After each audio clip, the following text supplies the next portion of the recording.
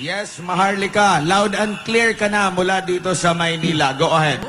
Yes, Maharlika. Okay, magandang araw po sa inyo lahat dyan sa Liwasang Bonifacio. Ako po ay nandito muli sa harap ninyo. Nagpapasalamat ako sa inyong lahat, sa SMNI, kay Pastor Quiboloy at sa lahat ng mga Pilipinong gising na gising at nakikisama po sa laban o nag-speak up day na. Kaya naman, ako po ay talagang gising din at kahit madaling araw na, 2:00 na po ng madaling araw, dito sa Amerika, ako talaga ay nag-antabay dahil nga napaka-importanting hindi tayo mawawala, okay, sa ating laban dahil painit na. At sabi ko nga, nandito na yung momentum natin. Kaya dapat ay patuloy tayong kapit-bisig, sama-sama hanggang sa makamta natin ang tagumpay, mga palangga. Mga kababayan, sa buong mundo, sa lahat ng aking mga palangga, OFW, nakasama ko since 2015, nung tayo po ay nakipaglaban sa mga pang-aapi ng mga nakaraang gobyerno, andito pa rin po ako at nagpapasalamat sa inyong lahat dahil nakikinig kayo at nakikibahagi sa ating mga vlog everyday. Dahil wala po akong ibang intensyon sa laban na ito kung di makamta natin ang tunay na tagumpay.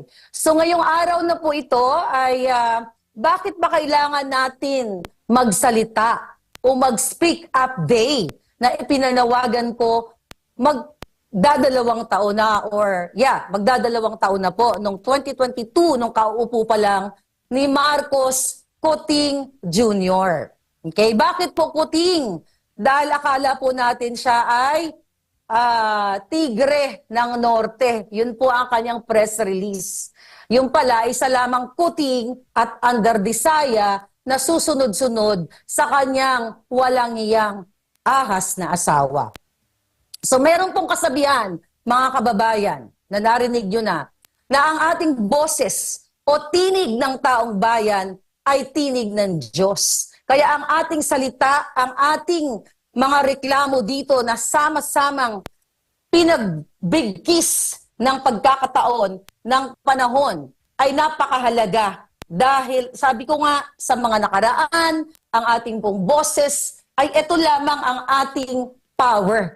Okay?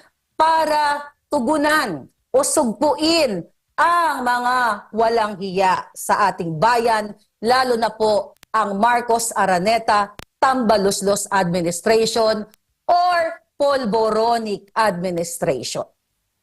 Kailangan natin magsama-sama, mga palangga, patungo sa labang ito at sa pamamagitan ng ating boses o tinig para panagutin ang mga tiwaling opisyal o mga politiko para magkaroon tayo ng tunay na pagbabago at transparency, hindi lang sa iba't ibang komunidad sa Pilipinas, kundi sa buong bayan at para sa ating mga OFW o even yung mga naninirahan na sa ibang bansa na may mga pamilya pa rin dyan sa Pilipinas na kayo ay concerned sa kanilang kinabukasan.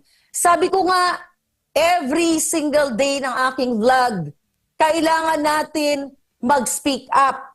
Speak up tayo. Speak up every day. Kasi ito yung weapon o sandata natin o ating karapatan para bulabugin o kalampagin ang ahas, ang Coting, at tambaluslos at mga kasabwat nila para tugunan ang ating mga hinaing na magkaroon tayo ng patas at pantay-pantay na karapatan, katarungan, hustisya, katulad na lamang po na ginagawa nila kay Pastor Quiboloy, sa atin, sa mga vloggers, again, sa mga ginipit nila o sa mga taong nagkikritisay sa kanila. Hindi nila tayo binibigyan ng patas na pagtingin, ng hustisya, kasi hindi nila tayo kaalyado. Tandaan nyo mga kababayan, itong gobyerno ni Marcos Jr. o administrasyon ni Liza Ahas, mga palangga, ang pinapaboran lamang ay ang kanilang mga kaalyado o kasabwat sa pagkakamkam, lalo na sa usaping smuggling, pulburon, at kung ano-ano pang pagwawalang hiya sa ating bayan. Kung natatandaan ninyo, mga kababayan, sa mga nakapanood sa akin, isa sa aking isiniwalat na sa Bureau of Internal Revenue, okay? Siyempre, ang inapo ni Lisa dyan ay ang magagaling kumawat ng pera ng taong bayan. Sa panahon nila ngayon, imbis na susugin, okay, yung mga tax evaders, mga kababayan, hindi po nila ginagawa yung tama dahil imbis na susugin pagbayarin na tamang mga taxes, katulad ng ginawa na panahon ni Pangulong Duterte, sususugin nila pero ito po yung agenda. Okay? Let's say ikaw ay isang malaking negosyante, okay, na hindi ka nagbabayad ng tamang buwis, sisindakin ka ng gobyerno ni Kuting Ahas at sasabihin na kailangan magbayad ka ng, let's say for example po, 5 milyon. Kunyari, 10 million pesos ang babayaran mo sa taxes, 5 million na lang, at ang i-report sa gobyerno o sa BIR is 1 million o maybe kalahating milyon na lang, yung 4.5, ay mapupunta sa bulsa ng mga kasabwat ni Lisa Ahas Araneta Marcos. Isa po yan sa mga in-inform sa atin mismo ng mga taong nagtatrabaho sa gobyerno na concern sa kaba ng bayan. Yan ang isa sa mga dapat hindi natin malilimutan sa yugto, okay, ng pinakatiwali, pinakawalang hiya, at pinakababoy o busabos na gobyernong ito. Mga palangga, for almost 2 years na nagsasalita ako dito, nananawagan na panahon na para mag-speak up day, magsalita na po kayo dahil ang nakasalalay dito ay kinabukasan nating lahat. Ito at nung mga nakarang araw, nung Davao, excuse me, and Cebu rally ay patunay na nagising kayo at nag-speak up at naniwala po kayo sa ating mga isinyer o mga expose dito sa inyo na hindi po ito ay katang-isip lamang, kundi mga totoong nangyayari sa likod ng kamera na pagwawalang hiya ng Marcos Kuting administration at Ahas Tambaloslos dahil magkakasabwat yung mga yan. Mga kababayan, kung hindi tayo magsasalita, sino na lang ang magtatanggol sa atin? Dahil itong mga abusado sa kapangyarihan, pera, sa lahat na ng abuso nasa kanila. Tayo lang talaga ang magkakampi dito. Kaya sabi ko, hindi dapat tayo mawawalan ng pag-asa. Dahil, mga palangga, itong pag-asa na sinasabi ninyo, mangyayari ito kung sama-sama tayong magsalita. Dahil ito nga yung ating sandata, ito yung kapangyarihan natin, ito yung pwersa natin, yung pinagsama-sama nating boses. Diba? So kung tayo ay nagbibigkis-bigkis ngayon, which is, my goodness, all over the world po ang nakikinig sa atin, nagpupuyat ang ating mga kababayan, OFW, mga immigrants na sa iba't ibang bahagi ng mundo. Diba? So ito po ay patunay na talagang mas powerful ang boses natin. And with this power, itong ating ngangabels, sabi ko nga, atong tinig natin, ito yung magbibigay ng solusyon sa mga hinaing natin ngayon, sa mga problema na dinudulot sa atin ng walang hiyang gobyerno ni Marcos Jr. Itong pulboronic administration na ito, kaya nating tibagin at pababain ito. Sabi ko nga, malapit na nating makamit. Dahil itong boses natin, itong tinig natin, ang tunay na makakapagpabago sa ating bayan. Kailangan lang natin talagang maging matatag.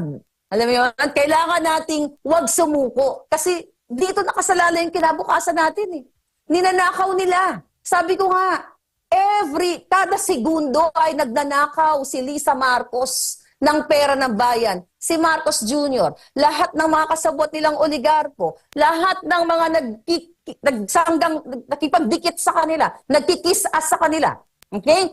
para protektahan ang mga negosyo nila, para hindi magbayad ng tamang taxes, para paboran ni Lisa sa kanilang mga negosyo, kahit na ang taong bayan ay nahihirapan. Balikan uli natin ang smuggling, di ba? Dahil dyan lahat nag-uumpisa ang paghihirap ng taong bayan, pagtaas ng presyo. Hindi nabibigyan ng karapatan ang mga maliliit na mga negosyante na lumago ang kanilang kabuhayan dahil pinapatay po ng smuggling business ni Lisa Ahas Marcos. Kailangan nating maging matapang sa pakikipaglabang ito, mga palangga. Sabi ko nga, demonyo ang kalaban natin. Bakit ba tayo ngayon nasa Liwasang Bonifacio, mga kababayan?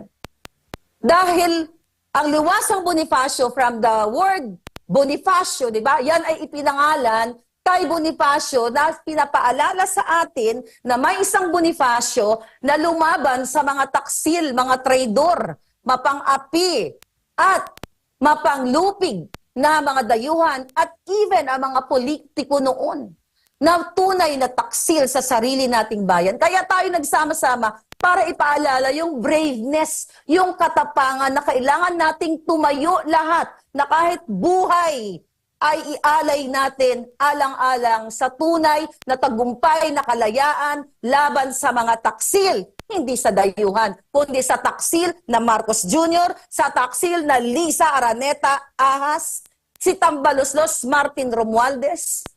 Sila po ang tunay at mga kasabwat nila ang nagpapahirap sa buhay ninyo araw-araw, mga kababayan.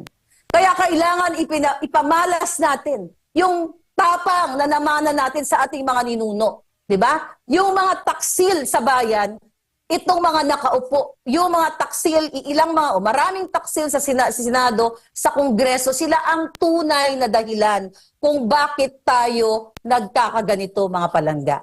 Matagal na nating nilalabanan itong mga hinayupak na ito bago pa tayo ipinanganak. Diba? Ito nga itong mga taong ito na namumuno ngayon, mga kaapu-apuhan sila ng mga nagtaksil sa ating bayan.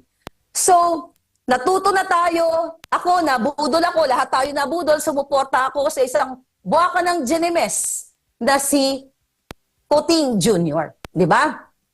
Malinaw pa sa sikat ng araw na hindi siya talaga ang nagpapatakbo sa ating bayan, kundi ang nagpapatakbo ang kanyang asawang Lisa Smuggler. Ang dami ko pong pinangalan dyan, mga palangga. Lisa Smuggler, Ahas, lahat na lang. Ngayon lang yata tayo nagkaroon ng First Lady o administrasyon na ang mga pangalan nila ay nilagyan ko ng mga alias para silang nasa Animal Kingdom. Dahil totoo naman, masahol pa nga sila sa tunay na animal, mga palangga. So anyway, si Lisa Ahas ay ang nagpapatakbo ng Pilipinas. Hindi si Marcos Jr. Kung natatandaan ninyo ang kanyang pinsan na si Michael Kiyon Marcos, sinasabi niya na si Lisa Ahas ang backbone ni Marcos Jr. At ang iba pang mga kaibigan ni Marcos Jr. na hindi daw po makakapagdesisyon si Bongbong Coting sa pagpapatakbo ng bayan kung wala si Lisa Marcos. Dahil siya nga daw po ang backbone. Kaya sabi ko, ano siya? Uod. Walang backbone, walang buto, walang bayag. So kung ganyan ang presidente ninyo, presidente ng Pilipinas, na walang backbone, walang buto para magdesisyon, at ang nagpapatakbo ay ang isang ahas na hindi naman ibinoto ng bayan, kailangan niya ng lisanin. O kung ayaw niyang lisanin, kailangan ng boses ng bayan para totaling matanggal siya sa pwesto, sa peke niyang pwesto, na binababoy niya lang yung taong bayan. Hindi po elected o hindi binoto ng taong bayan itong si Lisa Ahas. Bakit kailangan siya ang magmamando sa lahat? Mga kababayan, bakit siya ang nakikipagsabwatan dito sa mga smuggler? Kaya naman, no wonder kung bakit tayo ay lubog at napapalibutan tayo ng mga sindikato. Sila ang sama-samang bumangon ang kanilang buhay, bumangon ang kanilang mga negosyong mga iligal. Lahat ang pera ng bayan napunta sa kanila. Pero kayo, tayo lahat, na mga kamag-anak, kaibigan natin, anong nangyayari sa inyo? Di ba? Lugmok. Hindi nga makabili ng kahit man lang isang tabang bigas para may supply kayo sa loob ng isang buwan o 15 days. Patingi-tingi dahil sa sobrang taas ng bilihin at taliwas sa ipinangako ni Kuting. Okay? Taliwas po sa ipinangako sa atin na ibabangon niya ang buhay nating lahat o ibangon niya ang buhay ng mga OFW. Pero sobrang mahal kasi epekto po ito ng smuggling business partnership ni Lisa, ni Michael Ma. Epekto po ito ng problema sa pulburon o sa droga. Bakit ba ang mga anak ninyo, kung bakit sila nasasadlak sa kadiliman? I'm sorry kung kayo pong mga OFW, kayo dyan sa Pilipinas na nakakaranas ngayon ng mga pagsubok sa inyong buhay, nagkakaroon kayo ng matinding pinagdadaan dahil yung mga anak ninyo ay nalululong sa masamang bisyo. Katulad ng pulburon na favorite ni Bongbong Kuting at, bangag, sabi nga ni Pangulong Duterte, bangag na bangag noon, bangag na bangag ngayon, na never ever niyang inaddress yung issue na yan ng pulburon. At dahil hindi pinakikialaman o hindi siniseryoso ni Marcos Jr. ang pinakamalaking issue sa lipunan, katulad nga po nitong pulburon na ito na pinag-uusapan natin, at malapit na nga i-showing yan, malapit na i-showing ang video na yan, ito yung epekto sa bawat kabataan, sa bawat mga anak ninyo. Sinabi na to ni Pangulong Duterte. Noong panahon niya, hindi man na zero out, pero mga kababayan, sa panahon ni Kuting ay malala. Bakit lumala? Kasi siya mismo ay isang polboronic. Siya mismo ay gumagamit. Hanggang ngayon, hindi po niya ipinapakita sa taong bayan yung hinihingi natin na magpa-polboron test siya nang nakikita nating lahat para mapakita niya na kung siya ba talaga ay fit sa kanyang presidency. Which is, sabi ko nga, kung hindi na kailangan niya rin magpa-test eh. Dahil kitang-kita niyo naman kung gaano kabagsak, gaano kahirap ang pinagdadaanan natin sa ngayon dito sa pulboronic government na ito. Paulit-ulit po natin sasambitin na ang ugat ng lahat ng pinaglalaban natin, kaya pong ating mga boses ay magkasama ngayon, ay ang issue sa kanilang pagnanakaw. Ang issue sa paglilinlang sa taong bayan, yung Politicians Initiative o Persahang Initiative. Paulit-ulit ang issue sa PCSO. Nakasabwat si Lisa at si Kuting dyan. Mga kababayan, in 2022 pa lang po, 433 winners ang pinanalo nila ng sabay-sabay. Bakit hindi yan tutukan ng Kongreso at ng Senado ni Risa Ontiveros at lahat ng mga ulupong dyan sa Kongreso, yung issue sa nailagay tayo sa Guinness World Book of Record, mga palangga, na sa Pilipinas lang ang nagkaroon ng 433 winners na sabay-sabay. 2022 yan, pagkaupo pa lang ni Kuting. Mga kababayan, hanggang ngayon, hindi yan sinasabi sa Pilipino kung sino itong mga tarpulano, mga hudas na itong mga nananalo. Isinabi ba yan sa inyo? Naging transparent ba ang gobyerno ni Marcos? Naging transparent ba ang Senado at Kongreso para bitbitin si Mel Robles at pagpaliwanagin kung sino yung 433 winners na yan in 2022. And come 2023, 2024, non-stop ang pagpapanalo nila sa loto. Anong ginagawa ng Kongreso? Anong ginagawa ng Senado? Tahimik. Again, dagdag mo pang smuggling, ang mga pulburon. Tahimik ang mga hinayupak. Pero anong ginawa kay Pastor Kibuloy?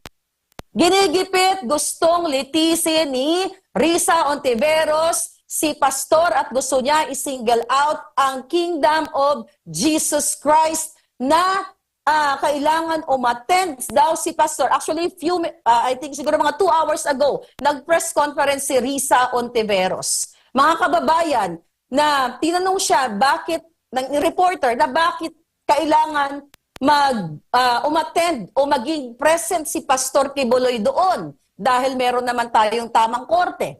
Isa po sa sinabi ni Ontiveros na kailangan malaman ng buong bayan para daw tignan. Ito number 1 po ang sinabi niya, para daw tignan yung mga pang-aabuso within the religious group, yung mga issue na kung sabi niya, sexual abuse within secretive religious organizations at issue of consent in faith-based dynamic. So, ang pinaliwanag po niya dito na dapat daw ang Senado, ang kanyang committee ay titignan o dapat maging present si pastor doon para sa paggawa ng batas o pag-amyenda ng batas, di ba? In aid of legislation para tutukan yung mga freedom of choice ng taong bayan. Mga palangga, may batas tayo, fundamental rights, na hindi pwedeng panghimasukan o hindi pwede dapat gumawa ang ating ng batas na panghihimasukan ang ating kalayaan, ang ating kagustuhan sa pagpili. So, i-elaborate ko lang dun sa sinasabi niya na gusto niyang panghimasukan yung freedom of choice ng mga members ng KOJC na let's say for example, mayroong pag-ibig o na nagaganap between not only sa pastor, between the group, between the members na nagkaibigan kayo or something, something to that effect na kailangan daw tutukan yun nila. Kailangan magkaroon ng batas na yung freedom of choice ay freedom of choice na mga miyembro ay kailangan daw po, mga kababayan, na titignan yon nila or tututukan. Sabi ko nga, mga palangga kayo na sa vlog ko bago ako nandito, nagbigay ako ng example, no? Tama ba yun na pati pakiramdam mo? Let's say lahat tayo may puso. Lahat po tayo na-attract sa bawat isa. Kaya nga tayo ay may mga relasyon, nakapag-asawa, mayroong mga anak. So, yung ano man yung nararamdaman natin sa dibdib natin, let's say for example, kung ako ay nasa sarili kong, let's say, Catholic po ako, di ba? So, meron kang pag-ibig, di ba? Meron kang na-inlove ka sa isang kasama mo sa church or whatsoever. Di ba? Nagkaroon kayo ng mutual agreement na kayong dalawa ay magniniig or some, yung mga ganong sitwasyon. As an adult, meron kang pagpapasya na gagawin mo yun kasi yun yung moment na nararamdaman mo. Walang sino mang tao makapagpigil sa'yo sa nararamdaman mo dun sa taong kaharap mo o may nararamdaman ka. Hindi si Risa Ontiveros. Hindi niya, at hindi lang po sa KOJC, mayroong pakiramdam ng pag-iibigan or, attraction sa, sa babae o lalaki. Sa ibang mga sektor. Sa buong mundo, sa lipunan, na-attract tayo sa bawat isa. Kaya nga sabi ko, kung gustong panghimasukan ni Ontiveros, ang mga emosyon ng KOJC, bakit hindi niya unahin ang mga jutang ginimes na mga senador, mga politiko na may mga asawa na, pero pumapatol pa sa mga artista, sa mga beauty queen, gamit ang pera ng bayan to entice them, to lure them, para pumatol sa kanila.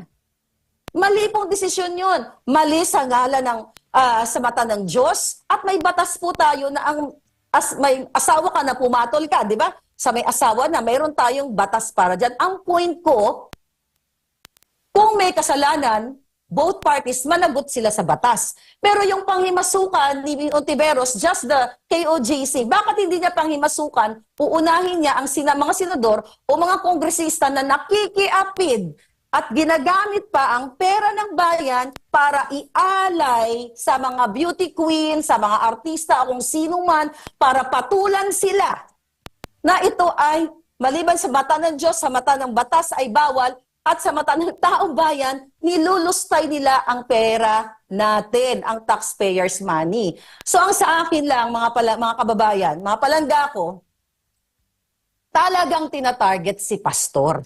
Okay? Tinatarget niya ang KOJC. Kung gusto niya na talagang amyendahan ang batas, bakit hindi niya ipatawag ang mga tiwaling pari sa simbahan at sa iba pang mga religious group na sabi ko nga, mas masahol o masahol ang ginagawa nila. At sa case ni pastor, wala pa namang napatunayan na siya ay gumawa ng ganito.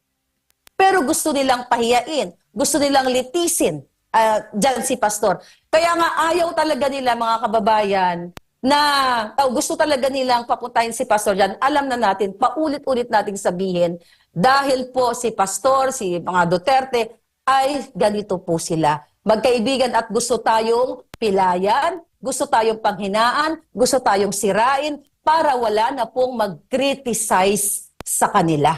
Yan po mga kababayan, napaka-basic lang intindihin na sinusupil ang ating mga karapatan. Pati mga emotional, mga feelings natin, gustong panghimasukan ng gobyernong ito. Gustong pakialaman ni Risa Ontiveros. Sabi ko, kung gusto niyang pakialaman at concerned siya sa sinasabi niyang mga members ng KOJC na inaakusahan niya na pinipilit daw ng congregation ni pastor na magtrabaho, na walang sweldo, at kung ano pa mga pagbibintang. Sabi ko, kung concerned si Ontiveros na siya ay nag-aalala sa mga members ng KOJC na hindi nabibigyan ng sweldo or si pastor ay kumukuha ng pera, bakit hindi niya simulan uli sa Kongreso, sa Senado, imbestigahan ang mga ghost employees nilang lahat at pati ghost employees ni Lisa Marcos ng gobyernong ito na ang mga kamag-anak kahit hindi po nagtatrabaho ay sumusweldo. At sabi ko nga dito sa kino-question nila na yung mga volunteer na mga kingdom workers na gusto nilang panghimasukan na dapat daw sabi ni Ontiveros, titignan niya kung sumusweldo ba or something, mga ganong panggigipit. Sabi ko naman mga kababayan, kahit sa anong simbahan may mga volunteers na wala tayong sweldo, it's up to you kung hanggang kailan ka mag-volunteer. Kung depende yan sa agreement. Kasi maari sa inyo, ang inyong mga nanay, di ba? Mga volunteer sila sa mga church every Sunday, every Saturday, whatever, na wala namang tinatanggap, pero pusang loob nila kasi gusto nilang maglingkod. But ganun pa man, kitang-kita po sa ginagawa ng gobyernong ito sa pakikipagsabuatan nila na sinisingle out nila kayo, KOJC, kayo, ako, si Sara, lahat tayo na nagkriticize, isama nyo na po yan. Si General Bacanas, na isang general na naglingkod sa bayan na ginigipit din ni PNP Chief Acorda, na kinasuhan din po yan, ongoing ang kaso niyan. Marami pong mga taong ginigipit nila. Binababoy tayo. At ayaw po nila tayong marinig. Walang mainstream media. Meron po ba ngayon na mga kilalang mainstream media dyan sa Liwasang Bonifacio? Wala, SMNI lang. Kung meron man, swerte natin, di ba? Na ikino-cover tayo. Anong kino-cover na mainstream media? Lahat ng paninira laban kay pastor. Pero yung libo-libo kayo lahat dyan, nakikita ko po kayo lahat. Libo-libo from Luzon, Visayas, Mindanao, o maybe I may say millions, mga kababayan. Milyon-milyon na sumisigaw, walang nagtukover sa inyo, sa atin. Bakit? Kasi sinungalingalan na ni Lisa Ahas Marcos at ng Polboronic government ang mga bunganga at ang lahat itong mga mainstream media na ito na nakikipagsabwatan sa kanila. Sinupalpala na po ni Lisa yan, mga kababayan. Ito lang, may pinost po ang Do Negosyo noong International Women's Day, International Women's Month ngayon. Happy International Women's Month po pala sa lahat ng mga kabaihang kasing tapang ni Maharlika. Maraming salamat po dahil nakatindig, nakatayo po kayo lahat dyan.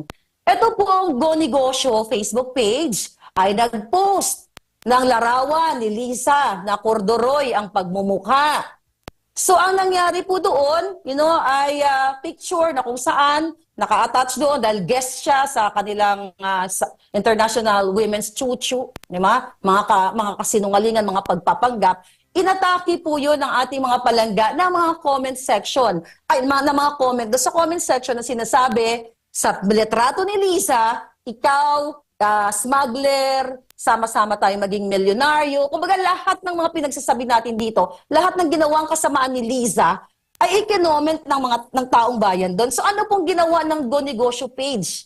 Dinilit nila yung litrato ni Lisa. Ibig sabihin, hindi kaya ni Lisa Araneta Ahas ang sentimiento ng taong bayan na malaman niya, ayaw niyang mabasa yung ating boses na sukang-suka tayo sa ginagawa niyang pambababoy sa ating lahat, sa pagdanakaw, sa pulburon, sa smuggling at sa lahat-lahat na.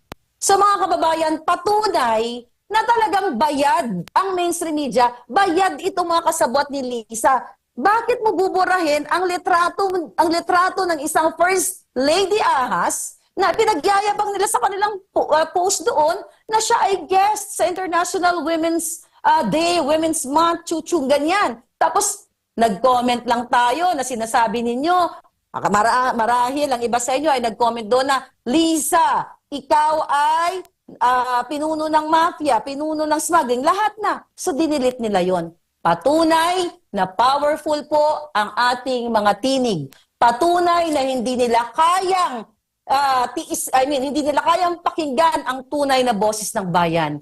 Muli, mga kababayan, ulitin ko muli, ang tinig ng taong bayan ay tinig ng Diyos. At ang tinig nating lahat ay makapangyarihan para mapaalis, mapatanggal ang walang hiyang gobyerno ni Marcos Coting Jr. na walang backbone, walang bayag at salot sa lipunan. Kaya wag po nating tantanan ang mga tiwali na si Tambaloslos, si Mel Robles sa PCSO, sa Kongreso, sa Senado, lahat po sila.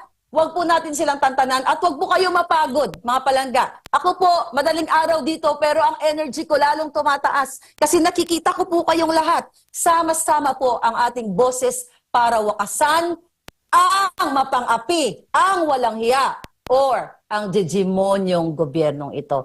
Muli ako po si Maharlika na nagsasabi sa inyo, hanggang sa huling hininga, hanggang sa huling patakpo ng aking dugo, kahit po may patong ang aking ulo, ako po ay pinatungan o may bounty ang aking buhay. Kaya po ako o ipapatay nitong gobyernong ito. Nakakaabot po sila dito sa Amerika sa paggigipit sa akin. Pero hindi po ako nasisindak sa kanila. Dahil isang beses lang po tayong lahat mabuhay. At I will make sure na ang buhay ni Maharlika ay worth it. At hindi niyo makakalimutan na may isang Maharlika at may mga palangga ako sa KOJC at mga OFW na sinamahan ako sa laban. Dahil hindi po tayo pasisikil sa mga walang hiyang ito. Tinig po ng bayan at tinig ng Diyos ang mananaig. Maraming salamat.